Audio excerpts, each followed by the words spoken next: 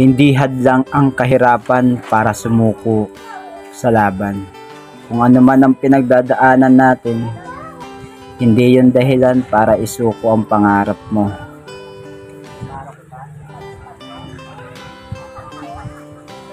Libre lang ang mangarap sa mundong ito. Maraming paraan para mabuhay sa tamang paraan.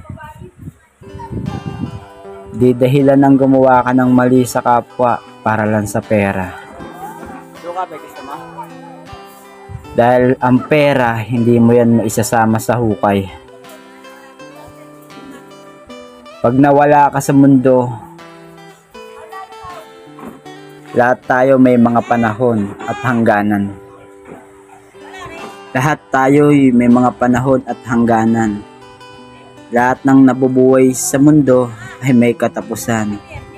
Dahil walang permanente sa mundong ibabaw o sa mundong ginagalawan mo. Oo nga. Kailangan mong lumaban para sa minimithi mong tagumpay.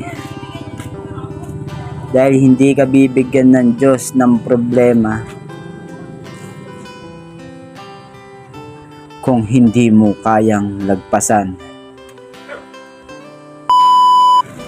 Balit! Dahil para lang sa mga taong mahihina ang loob ang salitang pagsuko o tapusin ng buhay. Balit!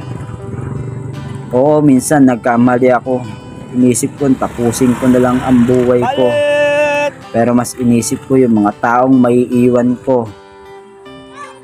Dahil naging pabigat na nga ako sa kanila noon. Tapos hanggang sa huling pagkakataon pa rin ba? Ang ginawa ko lang sa mga oras na pinanghihinaan ako ng loob ay nagsimba ako.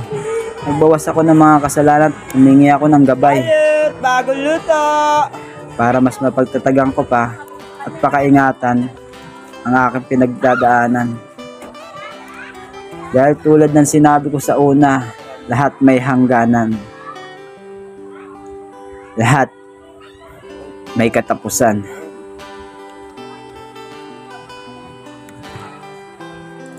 Pero kung may maiiwan akong isang mabuting mga alaala sa mga tao,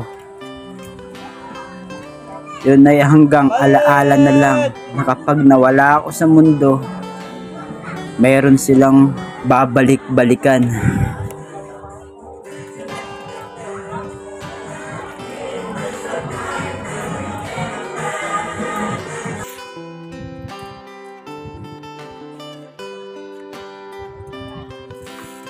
Downtime na siya. Ganun pa din. Walang bago. Ako lang nagbabago.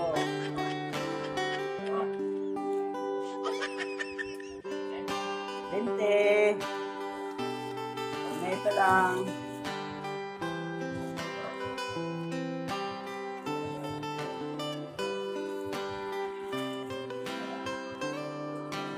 Ha?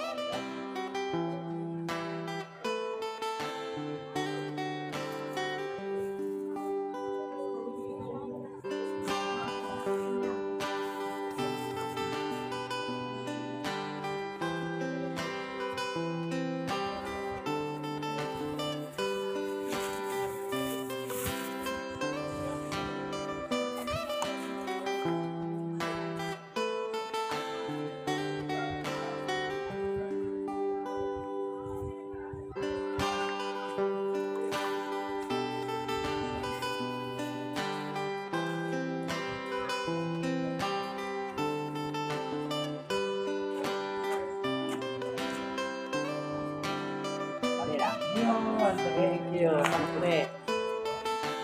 Hindi. Puro coins. Panukli natin.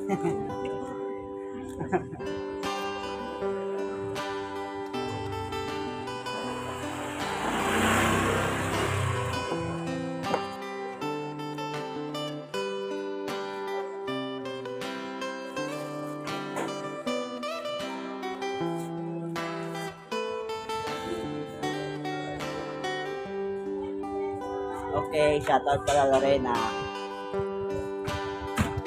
Adik sa dating ikot.